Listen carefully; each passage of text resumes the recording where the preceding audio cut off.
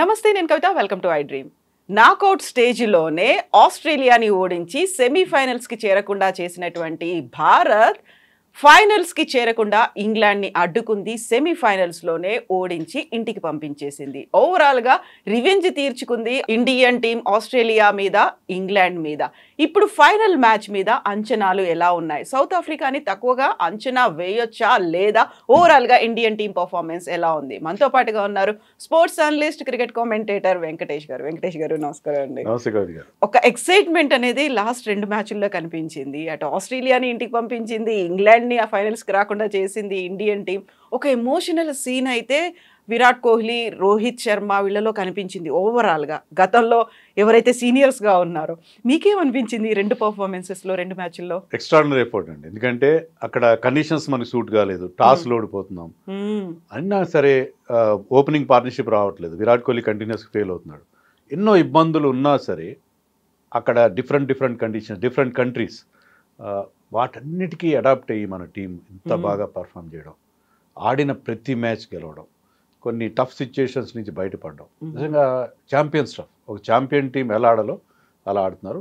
ఎమోషనల్గా ఆ అటాచ్మెంట్ కూడా ఉంది. అందరు మీరు అన్నట్టుగా సీనియర్స్ జూనియర్స్ని గైడ్ చేస్తున్నారు, జూనియర్స్ ఫియర్లెస్ క్రికెట్ ఆడుతున్నారు. సో ఓవరాల్గా ఏంటంటే ఆ blend of youth and experience చాలా బాగా కనిపిస్తుంది. Rohit Sharma is proving to a great leader. అతను 5 IPL టైటిల్స్ గెలిచాడంటే మామూలు విషయం కాదు. సో అదే ఇక్కడ ప్రూవ్ చేస్తున్నాడు.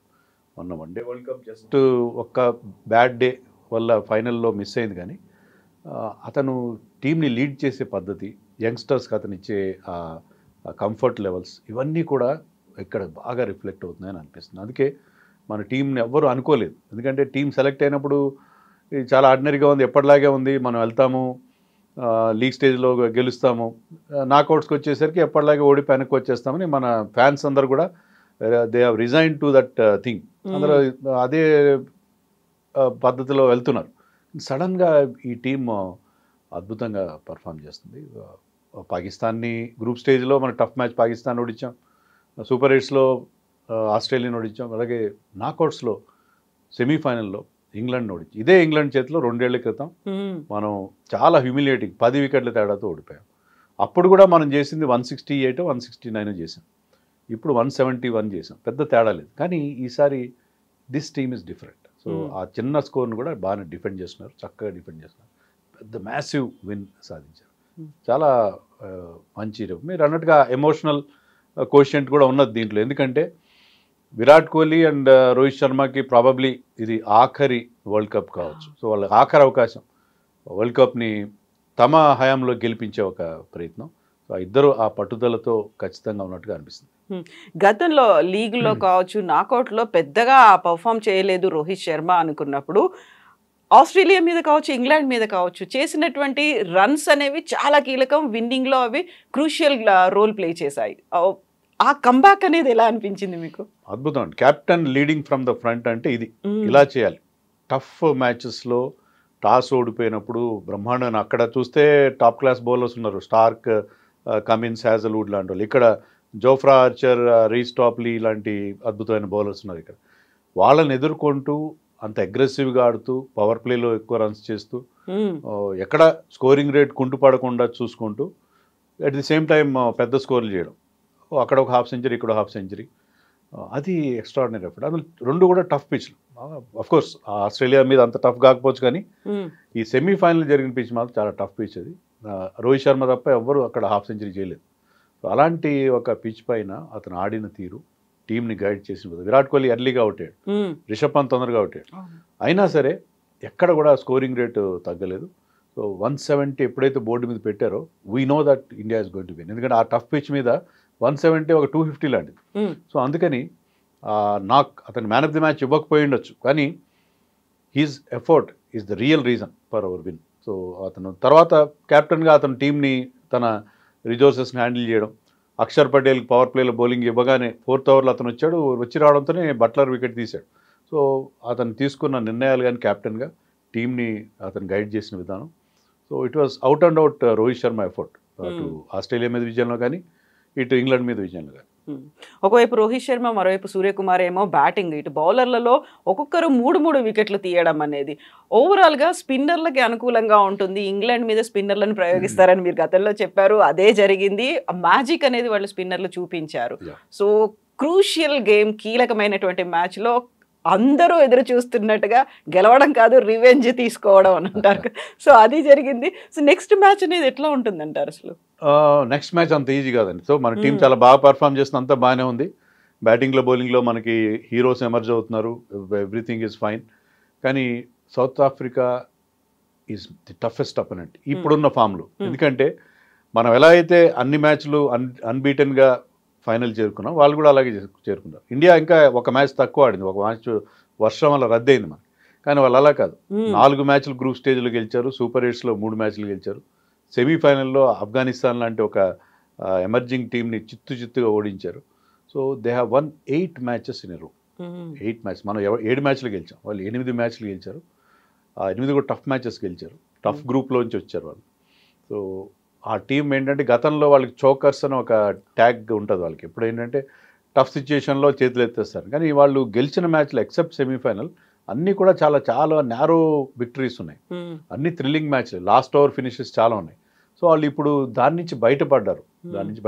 They are not choking anymore అనేది మనకి అర్థమవుతుంది.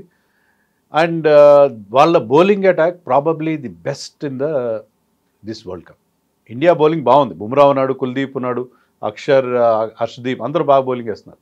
బట్ స్టిల్ వాళ్ళకి 5 గన్ బౌలర్స్ ఉన్నారు. అది కగిసో రబాడా కావచ్చు, మార్క్ యాన్సన్ కావచ్చు, ఆండ్రిక్ నోకియా, వాళ్ళ spinners Keshav Maharaj and Tabraiz Shamsi.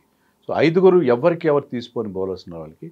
So వాళ్ళది బెస్ట్ బౌలింగ్ అటాక్. సో ఆ బౌలింగ్ అటాక్ వాళ్ళ బ్యాటింగ్లో కూడా మొదట్లో కాస్త తడబడిన డికాక్ ఫామ్లోకి వచ్చాడు, వాళ్ళ కెప్టెన్ మార్క్రమ్ ఫామ్లోకి వచ్చాడు. హెన్రీ క్లాసన్ మనకి ఐపీఎల్లో సన్ రైజర్స్ మన హైదరాబాద్ టీంకి ఆడతాడు. స్పిన్ బౌలింగ్ అద్భుతంగా, ప్రపంచంలో స్పిన్ బౌలింగ్ ఆడడంలో అతన్ని మించిన ప్లేయర్ లేడు. సో ఇక్కడ ఏంటంటే మనం చూస్తున్నది వరల్డ్ కప్లో స్పిన్నర్స్ డామినేషన్ ఉంది. సో ఆ స్పిన్నర్స్ని ఎలా ఆడాలనేది అతనికి బాగా తెలుసు. సో అతను మంచి ఫినిషింగ్ టచ్ ఇస్తాడు. స్టార్టింగ్లో డికాక్, మధ్యలో మార్కమ్. సో వాళ్ళ బ్యాటింగ్లో బౌలింగ్లో అన్నిట్లో కూడా they are very very strong. So ఏ మాత్రం వాళ్ళు తక్కువగా అంచనా వేయడం లేదు. ఒకటి ఏంటంటే వాళ్ళు ఎప్పుడూ ఏ ఫైనల్ ఆడలేదు, ఫస్ట్ టైం ఒక వరల్డ్ కప్ ఫైనల్ ఆడుతున్నారు. So world cup final first time ఆడుతున్నారు కాబట్టి దాని తాలూకు ఆ నర్వస్నెస్ అన్నీ వాళ్ళకు ఉండే అవకాశం ఉంది. అదొక్కటే తప్పిస్తే మీరు మ్యాన్ టు మ్యాన్ స్ట్రెంత్ తీసుకుంటే ఇండియాకి ఏ మాత్రం తీసుకోరు. సో ఇప్పుడు మనం అన్ఎక్స్పెక్టెడ్గానే సౌత్ ఆఫ్రికా వస్తుందని ఎవరు కూడా అనుకోలేదు. ఎక్స్పెక్టెడ్ సంథింగ్ ఎల్స్, ఇంకోటి ఏదో అవుతుంది అనుకున్నప్పుడు ఈ ఫైనల్ మ్యాచ్లో మన ఇండియన్ టీంకి సంబంధించి గతంలో ఇండియా వర్సెస్ సౌత్ ఆఫ్రికా మ్యాచ్లు ఉన్నప్పుడు ఎలా ఉండింది? అంటే ఇంత పెద్ద స్టేజ్లో మనం ఎప్పుడు వాళ్ళు ఫేస్ చేయలేదు. గతంలో మనకి ఏంటంటే ఓవరాల్ రికార్డు తీసుకుంటే వాళ్ళ మీద మనం ఎప్పుడు బాగానే పర్ఫామ్ చేసాం. డిపెండ్స్ ఆన్ ఎక్కడ ఆడేవన్నది. అదే సౌత్ ఆఫ్రికా వెళ్తే వాళ్ళకి అప్పర్ హ్యాండ్ ఎప్పుడూ ఉంటుంది. కానీ మన కండిషన్స్లో వాళ్ళ మీద మనం బాగా ఆడిన సందర్భాలు చాలా ఉన్నాయి. But players like de Kock, Klaasen, వీళ్ళకి ఇండియా మీద చాలా మంచి రికార్డు ఉంది. క్లాసన్ ఎప్పుడు స్పిన్నర్స్ని బాడతారు, డికాక్ ఎప్పుడు కూడా ఇండియన్ కండిషన్స్లో చాలా మంచి రికార్డు ఉంది. వరుసగా 3 వన్డే 100s ఇండియాలో చేసిన రికార్డు కూడా ఉంది. సో వాళ్ళు మన కండిషన్స్ అడాప్ట్ అవడంలో మిగతా టీమ్స్ కంటే, ఇంగ్లాండ్ కంటే, ఆస్ట్రేలియా కంటే వాళ్ళు తొందరగా అడాప్ట్ అవుతారు. సో అందుకని ఇక్కడే వెస్టిండీస్లో సేమ్ ఇండియా పిచెస్ లాగానే ఉంటాయి కాబట్టి వాళ్ళతో మనకి అన్ని రకాలుగా టఫ్గానే ఉండే అవకాశం. సో ఇప్పుడు మనకు ఆఫ్ఘనిస్తాన్ మీద జరిగిన మ్యాచ్లో ఆఫ్ఘనిస్తాన్ వస్తుంది అనుకుంటే ఆల్మోస్ట్ 56కి ఆల్అవుట్ చేసేశారు. ఆ తర్వాత అన్ఎక్స్పెక్టెడ్గా అక్కడ వచ్చింది. వాళ్ళ మ్యాజిక్ అనేది ఎలా ఉంటుంది, వాళ్ళు గేమ్ ప్లాన్ అనేది ఎలా ఉంటుంది అనుకుంటున్నారు మీరు? వాళ్ళు చాలా అగ్రెసివ్గా వెళ్తున్నారు. వాళ్ళకి మంచి ఫాస్ట్ బౌలర్స్ ఉన్నారు. ఒకవేళ పిచ్ కనుక ఫాస్ట్ బౌలర్స్కి అనుకూలిస్తే వాళ్ళకి తిరుగుండదు. సో మనకి బుమ్రా ఉన్నాడు, బట్ బుమ్రా మినహాయిస్తే హార్దిక్ పాండ్యా, హర్షదీప్ సింగ్ ఆ స్థాయిలో లేరు. కానీ వాళ్ళకంటే Rabada, Nokia and mark Jansen 6 అడుగులు 8 అంగుళాల పొడుగుంటాడు. సో అతను height and left arm pacer. అతను వీళ్ళిద్దరికి మంచి పేస్ ఉంది, రబాడా అండ్ నోకియా. సో వాళ్ళ ముగ్గురి కాంబినేషన్ చాలా చాలా డేంజర్. సో పిచ్ మనకి మ్యాచ్ జరిగే బార్బడోస్లో అంత ఫాస్ట్ బౌలర్స్కి హెల్ప్ అయితే లేదు, అది కొంతవరకు మనకి హెల్ప్ఫుల్గా ఉండే అవకాశం ఉంది. బట్ స్పిన్నర్స్కి అక్కడ కూడా హెల్ప్ ఉంటుంది. సో ఏ రకంగా చూసుకున్నా టఫ్గానే ఉంటుంది, అంత ఈజీ అవుతుందని నేను అనుకోను. సో శివం దూబే నిన్న కూడా ఫెయిల్ అయిపోయారు. ఆ తర్వాత అనుకున్నంతగా జడేజా కావచ్చు, హార్దిక్ పాండ్యా ఇలాంటిది నిన్న కనిపించలేదు. So next match, final match, ఒక బిగ్ మ్యాచ్. అప్పటికి టీం అంతా అలాగే ఉంటుంది అనుకుంటున్నారా? ఏమైనా ప్రయోగాలు, మార్చడాలు ఉంటాయా? ఇప్పుడు ప్రాబ్లం ఏమైందంటే మనం ఇంతవరకు ఆడిన మ్యాచ్లో ఒకే ఒక మార్పు చేసాం. అదేంటంటే న్యూయార్క్లో, అమెరికాలో ఆడినప్పుడు గ్రూప్ స్టేజ్లో ఒక ఎక్స్ట్రా పేసర్ సిరాజ్ని ఆడించాం. ఎప్పుడైతే మనం వెస్టిండీస్కి మ్యాచ్లు ఆడుతున్నాం, స్పిన్ పిచ్లు ఉన్నాయో, సిరాజ్ ప్లేస్లో కుల్దీప్ యాదవ్ అని ఆడిస్తున్నాం. అది మినహాయించి జట్టులో ఎలాంటి మార్పులు జరగలేదు. But he's doing really well కదా Kuldeep. Kuldeep Yadav is wonderful bowler. మన తురుపు మొక్క యాక్చువల్గా వికెట్ టేకింగ్లో బుమ్రా కంటే కూడా ఎక్కువ వికెట్లు తీసే పరిస్థితి ఆడిన మ్యాచ్లు, నెంబర్ ఆఫ్ మ్యాచెస్ ప్రకారం చూస్తే. బట్ ఇప్పుడు ఏమైందంటే మీరు ఇన్ని రోజులు ఆడని ప్లేయర్ని ఒకరిని తీసుకొచ్చి ఫైనల్ ఆడిస్తే అతనికి మ్యాచ్ ప్రాక్టీస్ లేదు, ఏం చేయాలి? శివం దుబే టోటల్గా డిసప్పాయింట్ చేస్తున్నాడు. అతన్ని నిన్న కూడా మ్యాచ్లో మనం చూస్తే సెమీఫైనల్లో చాలా లేట్గా పంపించారు బ్యాటింగ్కి. అతని ముందు జడేజా వచ్చాడు, హార్దిక్ పాండ్యా వచ్చాడు. యాక్చువల్లీ ఈ షుడ్ బ్యాట్ ఎట్ నెంబర్ 5, కానీ అతను నెంబర్ 7లో బ్యాటింగ్ వచ్చాడు. ఫస్ట్ బాల్కి అవుట్ అయిపోయాడు. అంతకుముందు మ్యాచ్లో కూడా అతనికి ఇచ్చిన రోల్ ఏంటంటే స్పిన్నర్ల మీద సిక్సర్లు కొట్టాలి, మంచి స్ట్రైక్ రేట్తో స్పిన్నర్స్ మీద ఎదురుదాడి చేయాలి. ఆ స్ట్రైక్ రేట్ రావట్లేదు, సిక్సర్లు కూడా రావట్లేదు. ఇప్పుడు ఏం చేయాలి? ఇప్పుడు సడన్గా వేరే వాళ్ళని పిక్చర్లోకి తేవాలా? ఇక్కడ ఇండియాకి 2 ఆప్షన్స్ ఉన్నాయి. ఒకటి ఏంటంటే సంజు శాంసన్ని తీసుకురావడం. Sanju Samson lower down the order బాగా ఆడతాడా లేదా అనేది ఒక సందేహం. లేదా యశస్వి జైస్వాల్ని ఓపెనర్గా పెట్టుకోవాలి. ఎందుకంటే విరాట్ కోహ్లీ ఓపెనర్గా ఫెయిల్ అవుతున్నాడు. సో విరాట్ కోహ్లీ ఓపెనర్గా ఫెయిల్ అవుతున్నాడు, యశస్వి రోహిత్ శర్మ ఓపెన్ చేసి విరాట్ కోహ్లీ తన నెంబర్ 3 ప్లేస్లో వస్తే ఎలా ఉంటుంది? అప్పుడు మళ్ళీ విరాట్ కోహ్లీ ఫామ్ అందుకునే అవకాశం ఉంది. విరాట్ కోహ్లీ అయితే టీంలో ఉంటాడు. చాలామంది ఏమంటున్నారంటే, మీరు శివం దూబే గురించి అడిగారు, మరి విరాట్ కోహ్లీ కూడా ఫెయిల్ అవుతున్నాడు కదా Virat Kohli, because is Virat Kohli. Even నిన్న మ్యాచ్ తర్వాత కూడా రోహిత్ శర్మ ఏం చెప్పాడంటే, విరాట్ కోహ్లీ ఫామ్ విషయంలో నాకు ఎలాంటి వరీ లేదు, ఈ backed his senior player, and బహుశా అతను తన బెస్ట్ ఇన్నింగ్స్ ఫైనల్ కోసం దాచిపెట్టుకున్నాడేమో అని కూడా అన్నాడు. సో దాని ప్రకారం చూస్తే ఏంటంటే విరాట్ కోహ్లీ ఓపెన్ చేస్తాడనే మనం ఎక్స్పెక్ట్ చేయాలి. ఆ ఆప్షన్ కూడా ఉంటుంది India. Left right combination, Yashasvi Jaiswal left hander, left right combination ఎప్పుడు ఓపెనింగ్లో బాగుంటుంది. సో కానీ విరాట్ కోహ్లీ నెంబర్ 3లో ఆడిస్తే మిగతా వాళ్ళందరూ ప్లేస్లు మారిపోతాయి. Pant will become number 4. Pant is doing very well at number 3. Pant number 4 అయిపోతాడు, సూర్యకుమార్ నెంబర్ 5 అయిపోతాడు, మొత్తం బ్యాటింగ్ ఆర్డర్ అంతా మారిపోతుంది. సో ఒక్కరి కోసం మొత్తం అంతా మార్చే పరిస్థితి ఉంటుంది. సో ఇప్పుడు కొత్త ప్లేయర్ని తీసుకురావాలా, లేకపోతే శివం దుబేని కంటిన్యూ చేయాలా? శివం దుబే మీద టీం కూడా కాన్ఫిడెన్స్ లేదనే కారణం ఏంటంటే అతను బ్యాటింగ్లో చాలా వెనక్కి పంపించారు. అతను he's not a good fielder also, fielding కూడా సరిగ్గా చేయడం. సో ఇవన్నీ ఫ్యాక్టర్స్ చూస్తుంటే శివం దుబేని ఒక్కటే రీప్లేస్ చేస్తారు, అది సంజు శాంసన్తోనే చేస్తారు అన్నట్టుగా మనకు అనిపిస్తుంది. Virat Kohli might continue to open the innings అని మనం అనుకోవాలి. సో కొన్ని గంటల్లోనే ఫైనల్ మ్యాచ్ అనేది ఉంది. ఎప్పటి నుంచో ఎదురు చూస్తున్నారు, మళ్ళీ కప్పు కొట్టాలి, 10 ఏళ్ల తర్వాత T20 వరల్డ్ కప్ అనేది భారత్ చేతిలో ఉండాలి, టీం గెలుచుకోవాలి అనుకున్నప్పుడు అక్కడ ఉన్నటువంటి పిచ్ ఎవరికి అనుకూలంగా ఉంటుంది, దేనికి అనుకూలంగా ఉంది అసలు?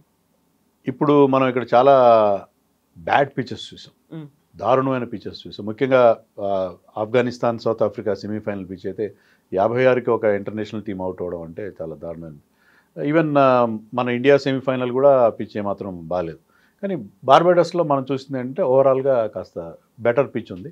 అటు బౌలర్స్ కొంత హెల్ప్, బ్యాట్స్మెన్ కొంత హెల్ప్ ఉండే పిచ్ ఉంది. So it is a good sporting wicket కానీ మనం చెప్పుకోవాలి. బ్యాట్స్మెన్ కొంత హెల్ప్ ఉంటుంది, స్పిన్నర్స్కి కొంత అవకాశం కూడా ఉండే అవకాశం ఉంది. గ్రౌండ్ సైజ్ కూడా reasonable ground. So I think అక్కడ మనం ఒక reasonable contest between bat and ball, అది కదా మనం క్రికెట్లో కోరుకునేది ఏంటంటే అటు బ్యాటింగ్ డామినేట్ చేయకూడదు, బౌలింగ్ డామినేట్ చేయకూడదు. సో ఇది గుడ్ పిచ్గానే ఉంటుంది అని ఎక్స్పెక్ట్ చేస్తున్నాం. వెదర్ ఫోర్కాస్ట్ కూడా అక్కడ బెటర్గా ఉన్నట్టుగా మనకు అనిపిస్తుంది. ఎందుకంటే నిన్నటిది సెమీఫైనల్ మ్యాచ్ అవుతుందా లేదా అని చాలా సార్లు బ్రేక్ అయింది, సస్పెండ్ అయింది, ఇవన్నీ అయిన తర్వాత ఎన్ని ఇంటర్వ్యూస్ తర్వాత వచ్చినటువంటి విజయం. మిగతా విషయాల కంటే కూడా అందరూ వెదర్ మీదే దృష్టి పెట్టారు. అవును. సో అలాంటి కండిషన్స్ లేకుండా అనుకున్నట్టుగా ఒక ఫెయిర్ గేమ్ అనేది కావాలి అండ్ ఐ ఫీస్టింగ్గా ఉండాలి. ఒకటేంటంటే చాలామంది ఇండియన్ ఫ్యాన్స్ కూడా సౌత్ ఆఫ్రికా గెలిచిన పెద్దగా బ్యాడ్గా ఫీల్ కాదు. ఎందుకంటే సౌత్ ఆఫ్రికా ఎప్పటి నుంచో వాళ్ళు ట్రై చేస్తున్నారు. వాళ్ళకి ఒకే ఒక టైటిల్ 1996లో ఐసీసీ నాకౌట్ టోర్నమెంట్ అని ఒకటి గెలిచారు. అది మినహాయిస్తే వాళ్ళు ఇంతవరకు ప్రతిసారి వాళ్ళకి డిసప్పాయింట్మెంట్. ఫైనల్ సెమీఫైనల్ దాటమే ఇది మరుస్తారు వాళ్ళు. సో సౌత్ ఆఫ్రికా వచ్చినా కూడా పర్వాలేదు అన్నట్టుగా మన ఫ్యాన్స్ అనుకుంటున్నారు. But let us hope that Indian team will win this match. ఇంత బాగా ఆడిన తర్వాత లాస్ట్ టైం వన్డే వరల్డ్ కప్లో కూడా మనకి ఇలాంటి ఒక డిసప్పాయింట్మెంట్, ఎందుకంటే మనం ఎక్కడికో తీసుకెళ్ళి వరుసగా మ్యాచ్లు గెలుస్తూ ఫైనల్కి వచ్చేసరికి టోటల్గా ఫెయిల్ అవ్వడం చూసాం. సో ఈసారి అలా జరగదు అని రోహిత్ శర్మ కూడా చెప్తున్నాడు. మేము ఈసారి చాలా ఎలాంటి ప్రెషర్ ఫీల్ కావట్లేదు, చాలా రిలాక్స్డ్గా ఉన్నాము, కాబట్టి ఒక డిఫరెంట్ టీంని చూడొచ్చు అని చెప్తున్నాడు. సో మరి రోహిత్ అండ్ విరాట్ కోహ్లీ రేపు వాళ్ళు చివరి వరల్డ్ కప్ని వాళ్ళు అందుకుంటారో లేదో మనం చూడాలి. ఇది మన ఇండియా గెలవడం కంటే కూడా కొంత ఎమోషనల్ మూమెంట్ కూడా అని అనుకోవాలి. Thank you so much Venkatesh garu. Thank you అండి.